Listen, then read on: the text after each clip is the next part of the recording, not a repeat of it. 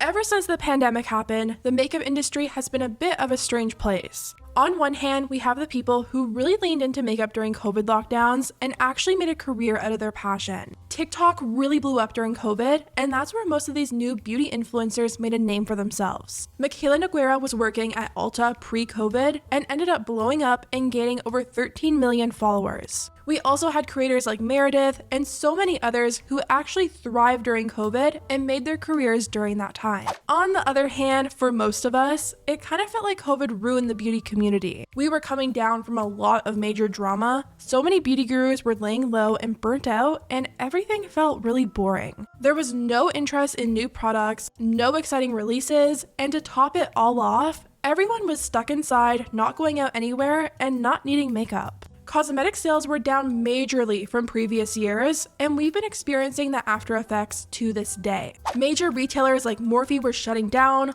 Forma and all the companies they own like Jaclyn Cosmetics are filing for bankruptcy. It definitely doesn't seem like the greatest time to be launching a new beauty brand, but that's exactly what James Charles is doing.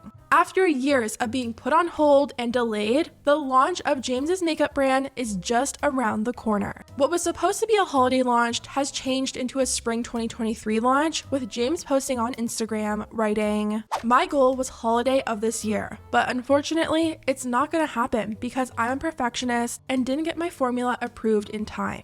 My lab was ready to kill me, but it's officially done now, so we're full steam ahead, which is amazing. I'm not happy about it, but I'd rather take my time and make sure everything is perfect, and honestly, my first launch makes more sense for spring anyway. I just want to know what's gone wrong so many times over for this brand to be delayed this much." James has even said it himself. If he had launched his brand years ago during his prime, he probably would have been a billionaire by now. It kind of reminds me of Jaclyn and the launch of Jaclyn Cosmetics. For years, Jaclyn was promising her brand, saying it was launching anytime now. My own cosmetic line, I have been dropping hints and I've been talking about it for years now. My mom and I have been working on it for 3 years. I am doing everything, every single little tiny detail on my own.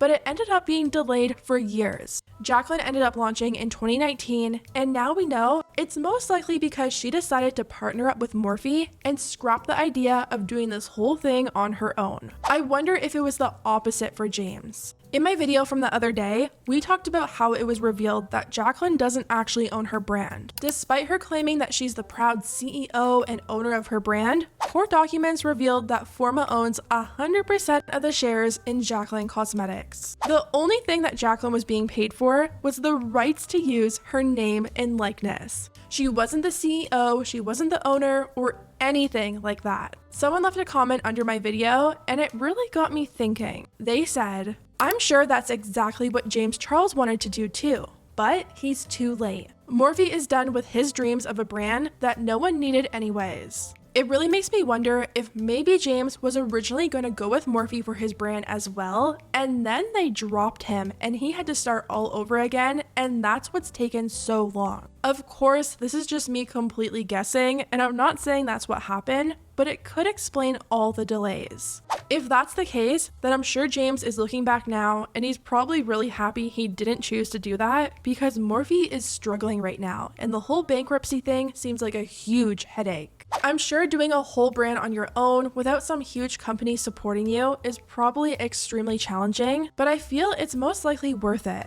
At least he won't be at the mercy of a huge company like Morphe and having to go down with them, just like Jaclyn is right now. Another plus James has with this being his own brand is he's able to take his time and get his fans' input on products. He's been over on TikTok trying to keep his fans as involved as possible, and personally, I think that's a really great marketing tactic. I need your help with my makeup brand. Help me answer this question down below. Is when it comes to eyeshadow brushes, do you care?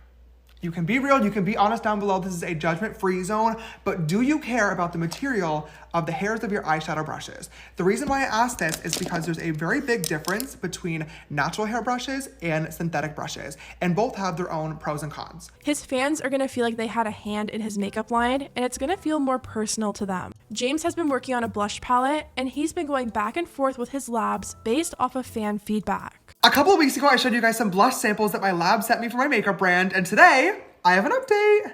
I loved reading the comments on that first video. Your guys' feedback was so incredibly helpful, and it was really exciting bringing you guys in on the behind the scenes process. We will definitely be doing more of that. So after that video, I sent the notes back to the lab saying that the formula was a little bit too oily and needed to be a little bit more pigmented. So a couple of weeks later, we have some new samples in the mail. I will show you guys what I received.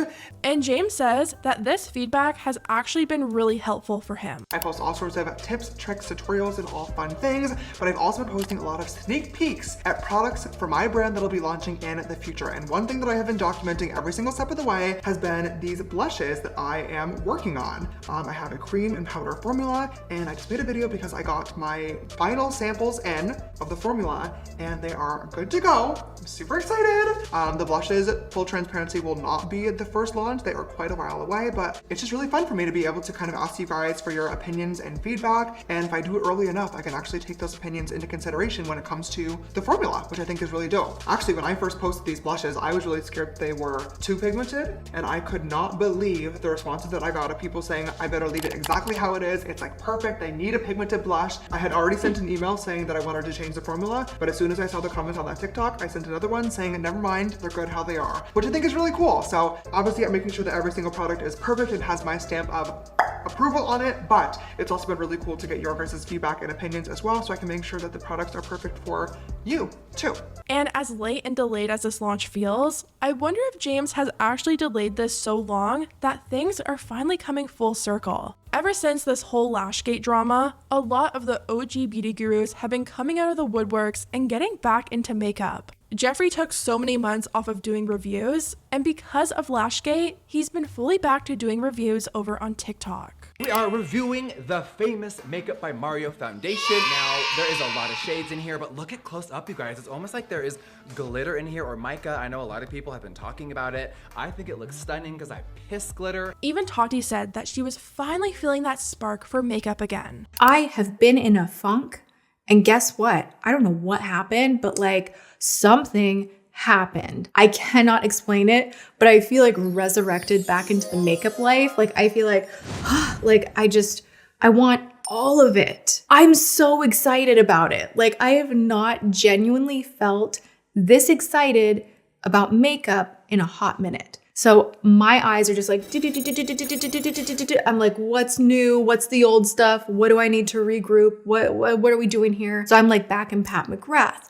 We are back in Anastasia. We are back to investigating makeup and trying and testing and doing the whole thing. And I just know at the very least, James is most likely going to have a successful launch purely because of how curious people are going to be. There's going to be people reviewing it on TikTok, on YouTube, and people are going to want to try it out for themselves, especially since this is purely his brand. If there's any mistakes, it's going to be on James, and people are going to expect perfection from him with how long this has taken. That's the one bad thing about doing a brand all on your own. It's not like James has Morphe or some huge company to throw the blame on. If James is truly the owner, founder, and CEO of his brand, then this is all on him. I kind of feel like that's why Jacqueline was so frustrated when her brand failed. Since she lied and said that she was the CEO and it was some family business, she couldn't use Morphe as an out, even though technically it was kind of Morphe and the lab's fault. But yeah, I really wonder if James has actually missed his timing with this launch, or if he's just in time for the new wave of interest in makeup. Even though it feels like beauty has died down post-pandemic, there are still brands that are thriving, even brands that you would never have expected to. We learned that Jacqueline Cosmetics was pulling $14 million in 2021 and $9 million in 2022. I think that's pretty successful despite the massive dip in reported cosmetic sales. Another really shocking thing that I learned this week was apparently Nikita's brand Dragon Beauty is also pulling crazy numbers. An article came out from a publication called Glossy, and they're claiming that Nikita Dragon's brand Dragon Beauty made millions. They wrote, according to a source familiar with the brand, its revenue skyrocketed in the first 3 years, rising from $2 million in its first year to $5 million in its second, and then $25 million in its third. But in 2021, that number shrank to $1 million. Dragon's representative disputed these numbers, but declined to share any additional details, citing confidentiality. I don't know where this 25 million figure is coming from, but if that's true,